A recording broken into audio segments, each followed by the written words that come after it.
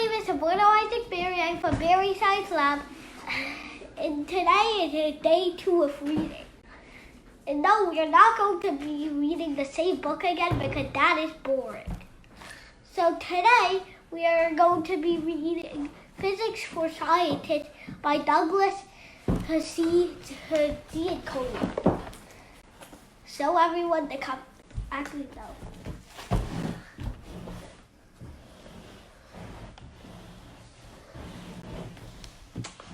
Yesterday we read James Patterson, My Big Fat Brother Liar, something like that. My brother is a big fat liar. My Brother is a Big Fat Liar by James Patterson. Pardon my dad, he is not a great person in grammar. Okay, so today we're going to be reading Physics for Scientists by Douglas C. and Cole. There you go. And what chapter are we reading? Chapter 4. Chapter Dynamics. 4. Let's take you to the chapter 4. Those of you who do not have this book, make sure you buy it because Soborno is gonna teach you this book over the year, and it is a great idea to buy this book from Amazon or Barnes and Nobles. So place an order for this book. Get this book, and Soborno is going to use this book for his physics course. He will teach online. Okay, so without further ado, we can start. Let's go to chapter number 4. Without further ado. Okay, let's see if we know where chapter 4 is. Make sure I have the pen because this is a physics book. We need a pen. Okay, 1, chapter 2. You have a calculator? I should have a calculator. Chapter 4. Chapter 4. Motion and force. Dynamics. What pages is it on? 77. 77. So that's content. Wait. 97, 87, 77. There you go. Okay. Motion and force. Okay. Dynamics. Let's start reading. We have discussed how motion is described in Can we read a little louder? And make sure before you continue, you can read chapter 1 through chapter 3 if you like. That's right. We're starting from chapter 4. That's true. Because we finished chapter 1, 2, and 3. Motion and force. Dynamics. We have discussed how motion is described in terms of velocity and acceleration. Now we deal with the question of why objects move as they do. What makes an object at rest begin to move? Like, say this calculator. Right. What makes the calculator is at rest, right? Right. Wait, no, it's not visible. So the pen is at rest, right? Right. So if I drop it, it moves for an itty bitty second. But why? Okay, why? Let's ask this question. So, why the pen is at rest? Because there is no net force. There is no net force acting on it because upward force is equal to downward force. They cancel each other, no net force. All of a sudden, if I let it go... If I let it go, there's no force pulling it up. There like you your go. hand. There you so go. The force of gravity is stronger. So, only one force acting on it, and that is... Gravity. So there is unbalanced force. Unbalanced force resulting in acceleration. Good demonstration. Let's keep moving. Okay. What causes a body to accelerate or decelerate? Unbalanced force. Net force. Like if a car is at rest and then it starts to accelerate. Yes. What causes? That means it doesn't say at constant speed like 2 meters per second. Right. It speeds up and up faster and faster. It's because because there is the net force and it comes from when you hit the gas. And if you hit the brake, and the car doesn't just halt right away. Right. It takes like a few seconds. That's right. The unbalanced force. So it goes slower and slower and slower. That's right. When you hit the gas, when you hit the brake, Newton fast law doesn't hold, and when Newton fast law doesn't hold, it's not inertial reference frame, which we will go which will cover probably cover In soon. chapter So, 5. chapter 5. Okay, let's move on. What is involved when an object moves in a circle? Obviously, centripetal force and centrifugal acceleration. Centripetal acceleration. Centripetal acceleration. What is the centripetal force equation? What is the centripetal acceleration equation? Wait. Yes. Slow down. Okay. Let's write all of this in our Right. notepad. Right. Okay. You want to show them the centripetal force and acceleration? Okay. So the equation for centripetal force is F subset C. So for centripetal force. We should start with F equal ma. Oh yeah. Everything should start with F equal ma. So if you don't know, this is Newton's second law. That's F right. equals ma. That is right. So the centripetal force is equal to the mass and not centripetal mass, because obviously mass is a scalar. It has magnitude but no direction. That is true. Do you think there would be a left mass or a right mass? No. That would be ridiculous. Absolutely true. Mass doesn't have direction. Mass is only Have magnitude. magnitude means size. Magnitude means size. Yeah. Yeah. Size, how big or how small. For example, my mass is bigger in size than Shubham Isaac mass, for example. He's like 4 times as heavy as me. That's right. I am 180 pound and he is 50 pounds. 50 pound. So my mass is higher than his mass. Obviously, that makes sense. Okay, now you want to write so centripetal force from Newton's second law. wait, and then the acceleration is a vector, because it can accelerate which is forward and decelerate which is backwards.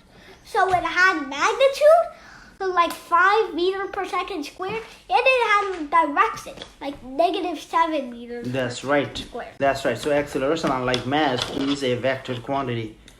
Okay. So, but we are talking about yes. So AC. What is AC? Wait, I have a better idea. Yeah. What is it? We can write all the scalars in black and all the vectors in red. No, not now. We're gonna focus on the chapter. We're not gonna do.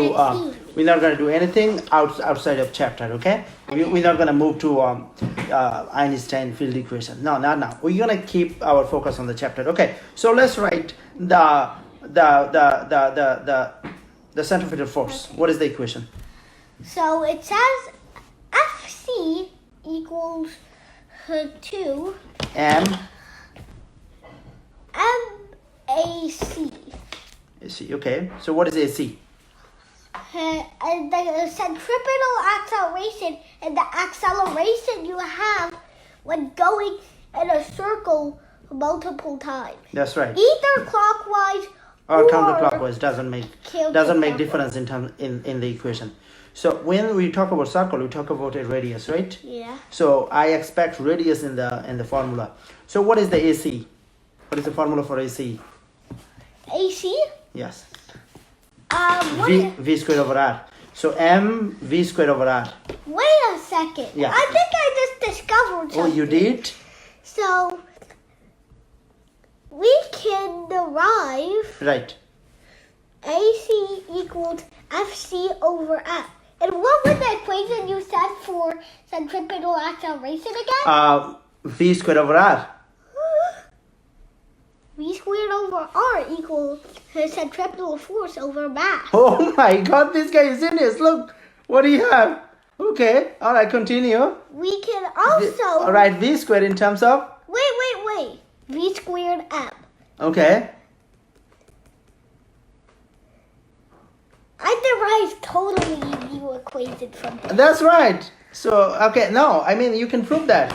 So, Yeah, let's... that's fine. So, V squared,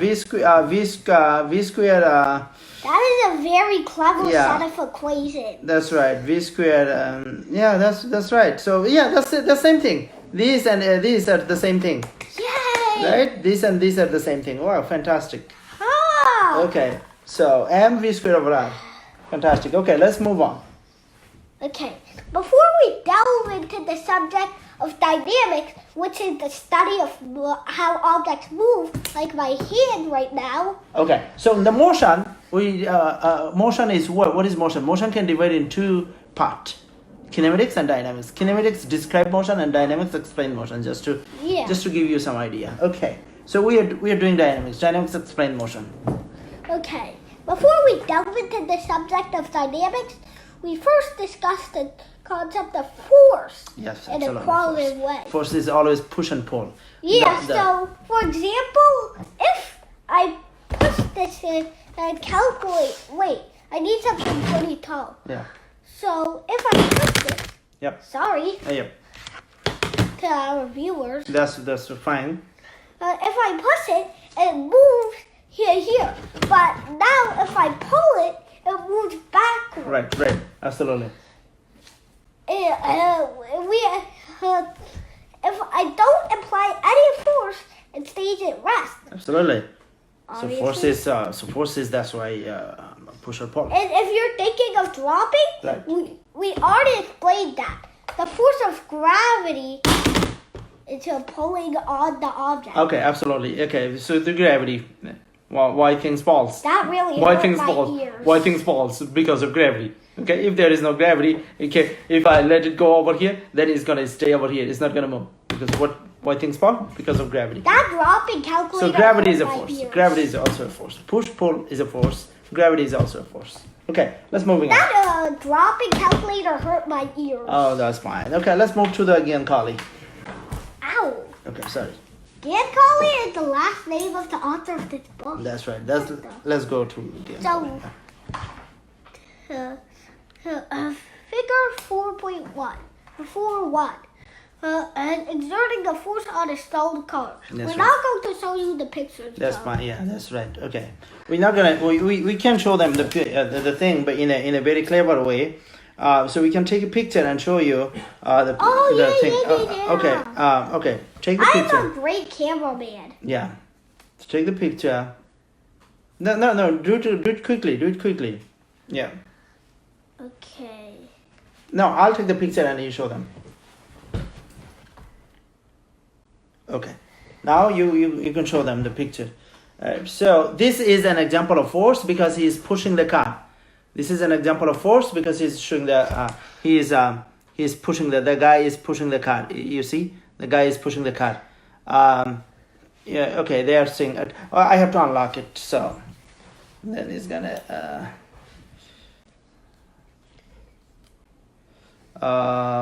Okay. Good. Green mirroring. Yeah. So all right. So now we can show you the picture my son took. Where is the picture you took? Go to the picture you took. You took. Okay.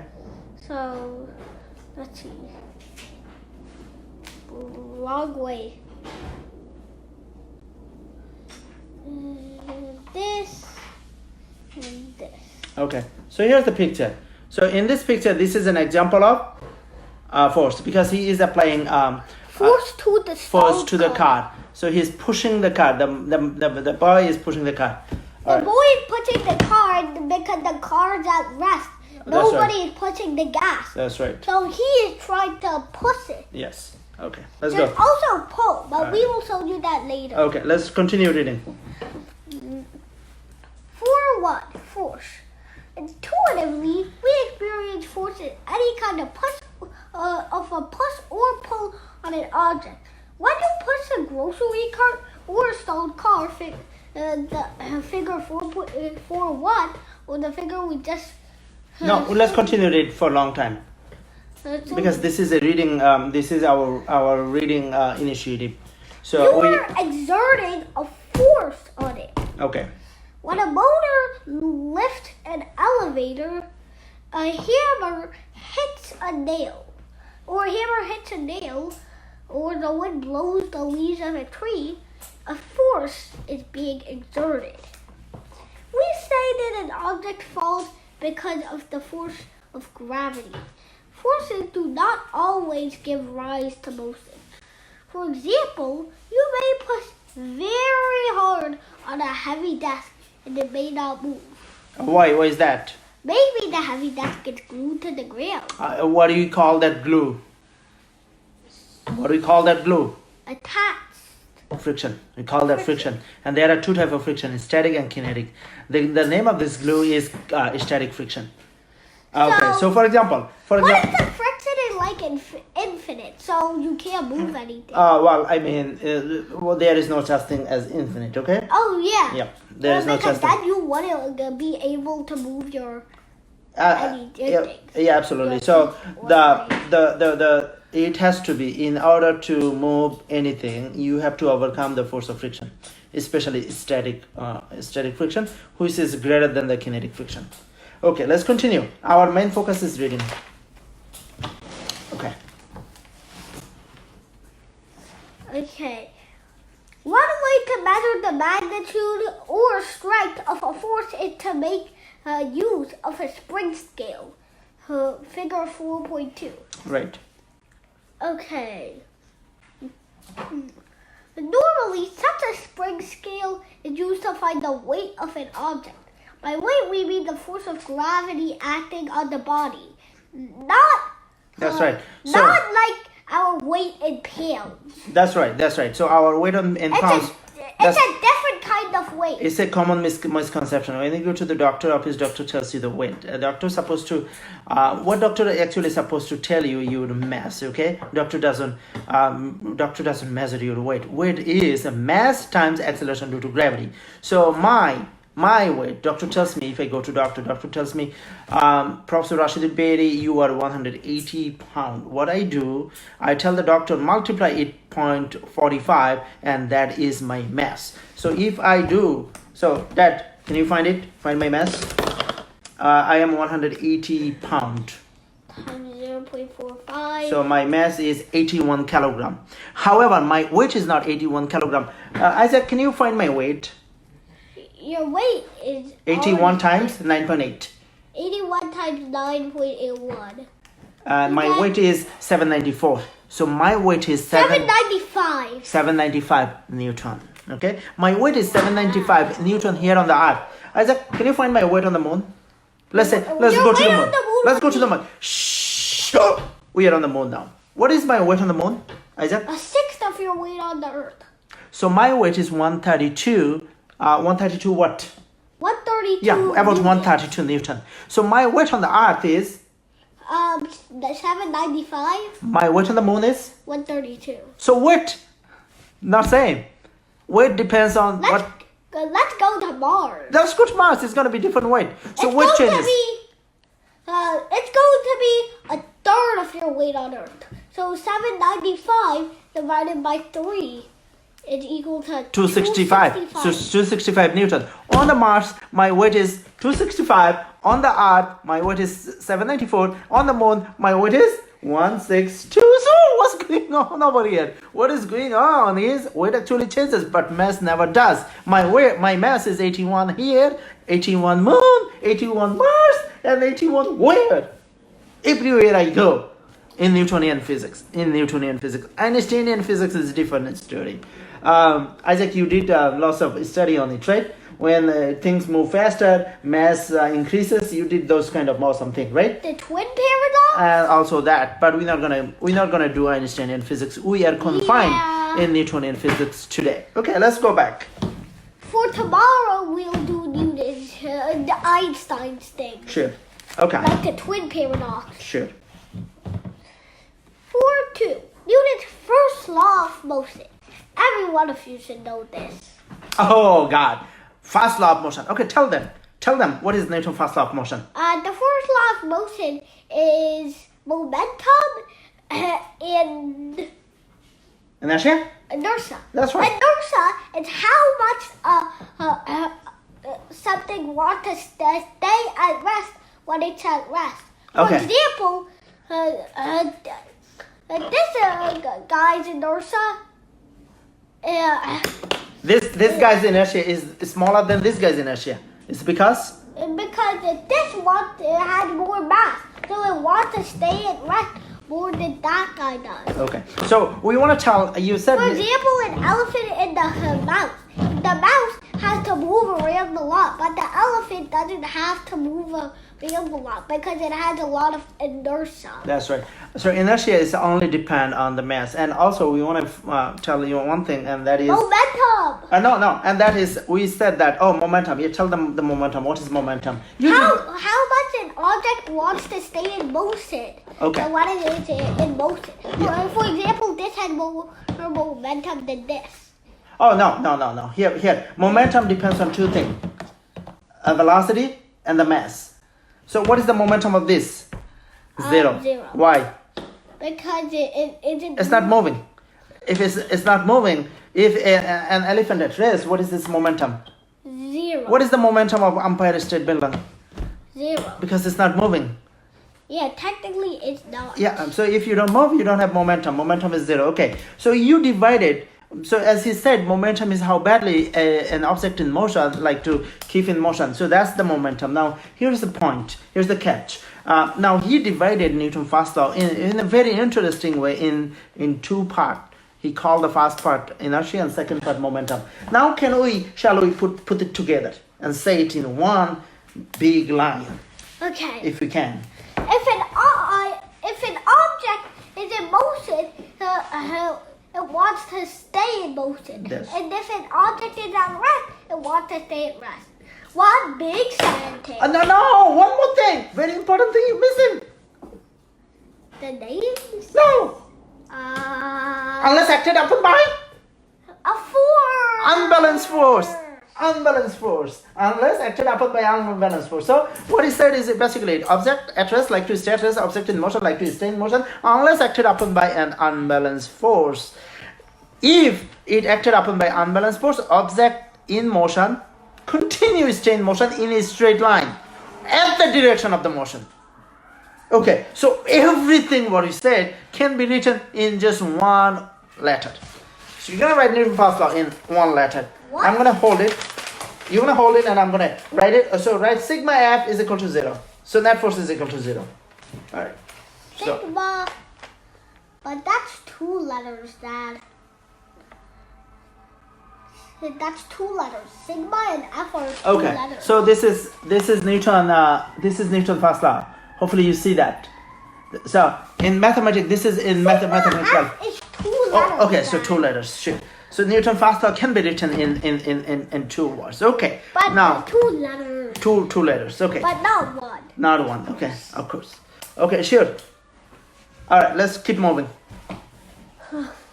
Aristotle, who Oh, poor Aristotle. Okay. lived between 384 and 322. Where are you? You show me. Okay. That means he lived for about 62 years. Yeah. Wow, he No. was a young man. No, at that time it was considered as like loss of. Yeah, because Long life. people had no idea how to maintain a long life. Their health systems weren't good That's right. all the way long ago. Absolutely true. Now the U.S.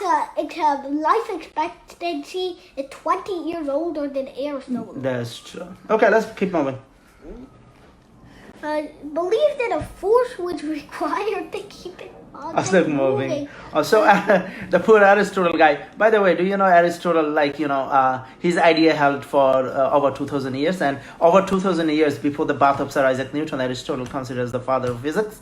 What the? Yeah, he's like. He was the whole. He is. Of course. He's a cuckoo crazy man. His idea like garbage. He said object in motion, slow down. Objects in motion get slow down because they tired. You think objects have a life? And also he said that object likes to fall to the earth is because the object like to hug earth. Seriously? An apple doesn't fall to the earth. It doesn't mean the apple like to hug the earth. It's the force of gravity. This force of gravity, for God's sake! That man didn't even realize. Pardon him. He didn't. If you came back to the ancient time and said to Aristotle, "What's gravity?" he would be like, "What are you talking about?" What are you talking about? But we still give lots of credit to They him. have It's no because idea. he started the thinking. All right. When people did the hunter gathering, they live to eat only. Some people also live to eat nowadays. I mean, they just live to eat. Okay. They Well, live to eat. They just live to have fun. they just live to have fun. Okay. That time when people They consider living and just living is just to eat.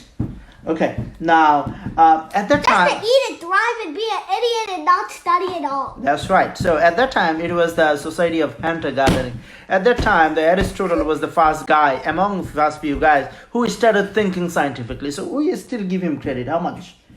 Tiny. Like one is 256 Sure. of the credit Newton has. Sure, we give him some credit. Okay, let's move in forward. A little tiny. Adam credit. Adam credit. Okay, let's go move forward. Speaking of atoms, someone made a movie out of atoms. It was called A Boy. Oh, I love that movie. We watched that movie first, right? Atom? No, A Boy. Oh, no, Yeah. Gravity movie. The name of the movie. No. Gravity, right? Adam and Eve. Yeah. No, Yeah. the IBM made a movie called A Boy and His Atom. Oh, really? IBM did? And they made it out of atoms, literally. Oh, obviously. Okay, let's move forward. Okay, Newton. Okay, let's move forward. Okay, let's start where we ended.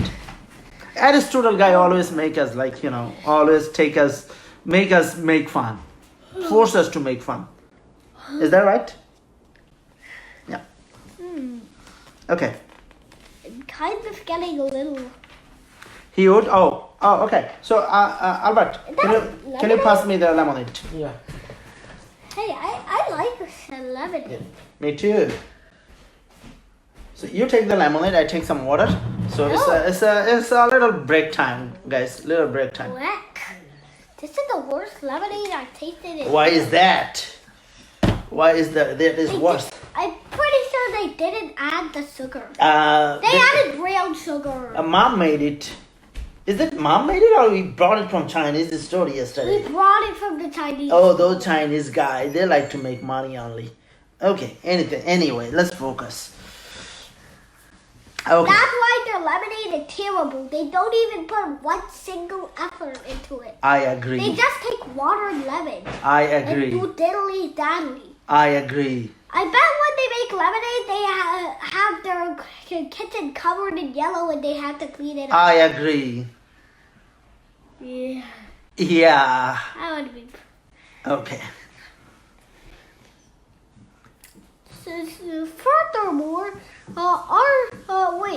Aristotle, the natural state of a body was at rest, and the force would believe necessary to keep a body in motion. He would argue to make a book move across a table, you would have to exert a force on it continuously. Do you see me exerting a force on this calculator continuously to make it move? No.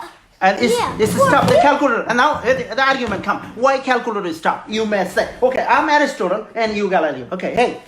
All right, honey. Okay, objects slow down because they get tired.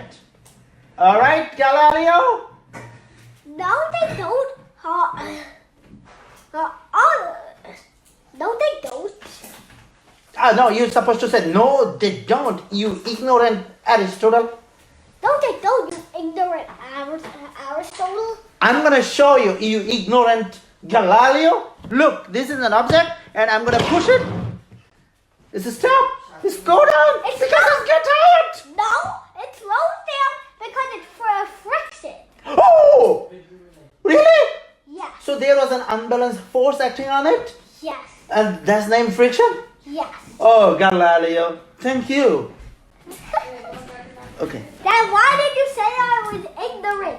Oh, I did say it because now I feel like I am an ignorant. Okay, let's go back. Okay, let us know. Comment below how was our Galileo versus Aristotle acting. Okay. I don't think our impressions were good. Our acting was okay. All right, let's go. Galileo, your voice doesn't sound like that. No, Galileo of course did not speak English. He spoke Italian.